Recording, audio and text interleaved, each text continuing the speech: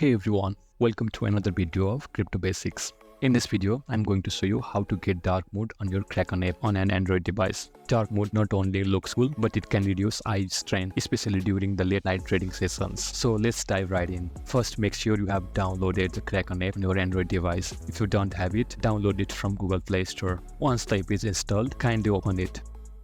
Now that you are inside the Kraken app, tap on account icon located on the bottom right corner of the app. In the account section menu, look for the theme option and tap on it. You will see option to get dark mode. Simply tap on dark to turn on the dark mode. And there it is. You have successfully got the dark mode on the Kraken app. You will immediately notice the darker color UI, which is easier on the eyes, especially on the low light environments.